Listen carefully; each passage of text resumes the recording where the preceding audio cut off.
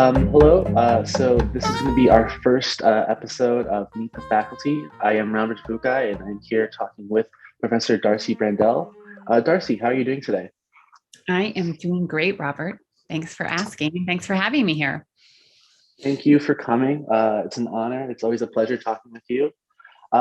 So today we just really want to try to get to know you, who you are as a person, as a professor, what are your interests academically and personally, and how can people in the RC relate to you? So my first question to you is, what made you want to become a professor in the first place? What drove you to go into English in your field, and what made you decide to do the career that you currently do? So I loved reading. I still love reading. Um, and just knew I was really drawn to that. I sort of knew pretty early on, which I know is rare. So I don't say this to make anyone feel like you have to know what you're going to do. But I had a sense as I was graduating high school that I really wanted to teach in higher ed. And I think the reason why I felt that way is even, as that young, I had a sense that there was more freedom and openness in higher ed in your teaching, and that I wouldn't necessarily be confined to, say, a curriculum that somebody else forced me to teach. And so it seemed like to really have some more of that openness, I would need to go to teach at a college or university. And so once I had that interest, the path, because it's a long one, was pretty clear, that, you get the 4-year degree in your field. And then for me in English, at least, a PhD is a required part of the job. So it was like, here's this really, really long path that's ahead of you. But I have to say, because I'm a dork and I love reading, that I enjoyed a lot of that work and time. There was some burnout involved for sure, especially by the end of graduate school, given that it was my master's program was 2 years and then PhD 5 beyond that. So on top of my 4-year degree was by the end, I was done with school. But I think that's just sort of how I knew I mean, the sexier answer is like that. Literature and art just really was something I felt passionate about. And I really wanted to share that joy with other people and sort of work with other people and have conversations about, what do you see in this, and how does this open up the way we see the world? Yeah, yeah. And so all RC students are required to take a first year writing requirement.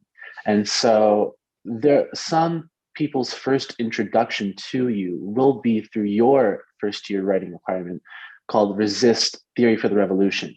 Now, I've had the pleasure of taking this class. I enjoyed it. And it was an interesting introduction to me towards what RC classes feel like.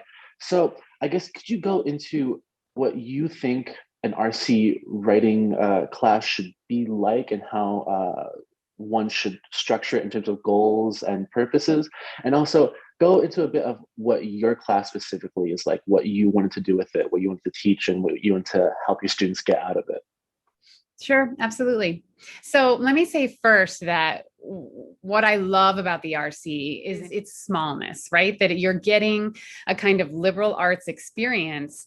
And then the beauty of the RC is that is housed within this larger research institution where you have access to resources and all sorts of other things going on. I myself graduated from my 4-year degree, was from a small liberal arts college. And so that just feels like home to me. And it feels like a very effective way to learn. You're in partnership with your professors, with the people in the classroom. You have relationships with folks. They're accessible to you. You have mentors immediately. And so I say all of that more generally because I think a lot of those same things were part of my goal in a first year writing seminar, which I think is standard across all first year writing seminars, which is, we want this really to be a comfortable orientation to what it is to be not only in the RC, but to be in college. So we're doing kind of double duty. We're introducing students to this, I think, very close-knit community. And then also saying, here are the kinds of things, this is the kind of the writing chops and critical thinking chops that you're going to need to have. But that's done in an environment where not only are we exploring that in really cool interdisciplinary ways, so like the actual curriculum, the content choices I think that are available to students in the first year seminar program sort of meet the spirit of the RC, and that we have these cool, I think, more unique topics that really do cross different ways of thinking in different disciplines. But that at the same time, you're gonna get a handle on what does research look like, what does it look like to do the various types of writing that you need. So not just your kind of like boom academic research paper, but how might we think more creatively about the way our brains work and how we think and how we can use writing to explore. How we can use writing really as a tool to learn, as opposed to just, I need to like pop out this paper and it needs to meet these requirements. Yeah, yeah, absolutely. And I guess going off of that, we want in the first year writing requirements to have students really grow as a writer, to get introduced to the idea of writing as college students.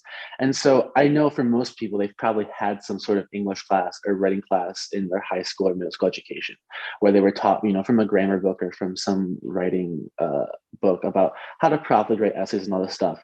But how does the RC kind of flip that on its head and really use this curriculum? How do we use Angela Davis, Louis Althusser, Derrida to teach people how to write? Why not just, simply be like, hey, here's how you use some techniques to write a good essay, but instead we look at actual writers who have really had a lot of impact on the world. How do you take that curriculum and make it into an educational tool for people to grow as writers?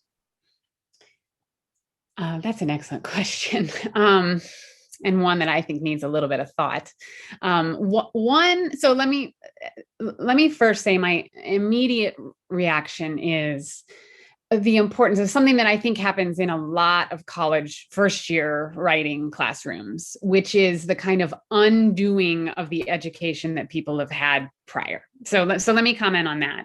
I think that there are many, many valuable things about learning structure and templates and strategies and research tactics in the ways that I see a lot of the students who come to my classroom having. So maybe something like the 5-paragraph essay or other kinds of, you follow this set of instructions to get this argument out. I think having that in one's awareness can be a helpful tool, but I think it is super limiting. And so I think one of the things that in many different contexts when I've taught college writing happens is that first encounter in college writing is like a game changer. It's a way of saying, we're kind of going to throw all that out the window, or let's think about why those rules may have existed, but let's think about what we're missing in them. And so I think to then connect to the really, really insightful part of your question, which is then how do we take these sort of difficult philosophical ideas and then also apply those in the writing classroom?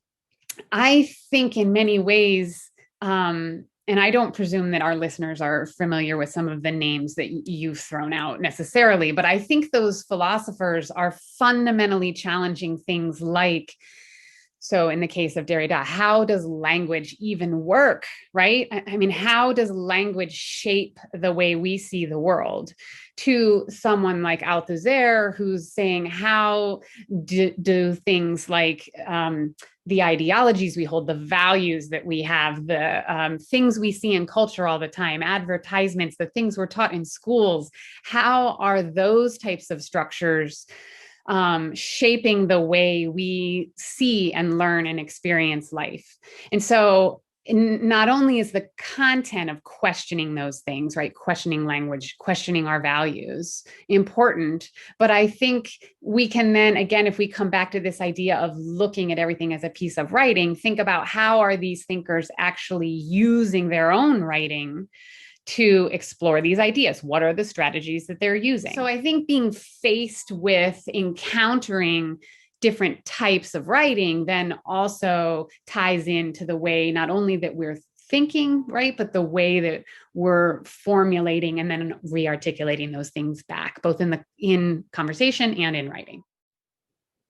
Yeah, and so going back to your class itself, what is this revolution? What are we preparing for? What's the theory that we need for it? What's going on that the content of your class would be so urgent that we need to learn about it? Yeah, yeah, that's a really great question. I appreciate you asking. I mean, in some ways, I think the course could just as easily be titled like "Ask More Questions," because to me, that's the goal, right? I realized when I came up with the name Theory for the Revolution that like that's pretty controversial, right? Because it's like you said, what revolution? What are we preparing for? And so it's really important for me that students know. This is the one of the main goals is open-mindedness, right? That like we explore a lot of different ways of thinking in the course. So it certainly does not conform to one particular political view or a particular school of thought. But in fact, we look at a range of folks from different disciplines, even from philosophy to literary theory to art history, but there's a range. The thinkers that we explore in the course are coming from a range of different fields. So we're not looking at it, first of all, from one perspective, and we're certainly not looking at it from one kind of political perspective, but we're thinking about the ways that various systems work. And in fact, I think a core of the course is challenging the most fundamental beliefs that we hold true. So maybe those little seeds that there's no way before anybody entered the class even thought could be something that isn't just inherently true. That I feel like, so to be a little bit more specific, I'm thinking about like conceptions of our own identity or conceptions of class or even the way our minds work, right? I want the course to really force us to ask questions about things that just prior to it never occurred to us weren't sort of stable, inherent things that everyone experienced.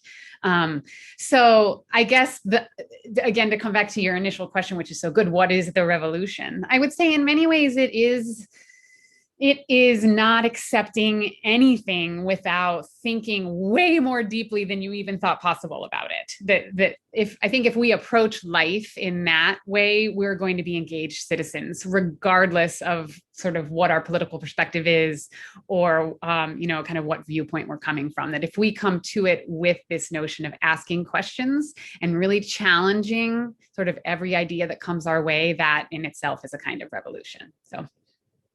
Yeah. And I guess just coming from someone who has taken that class, I'd say that, your assessment of it does really kind of ring true, that like what you're describing is kind of the experience, at least for me personally.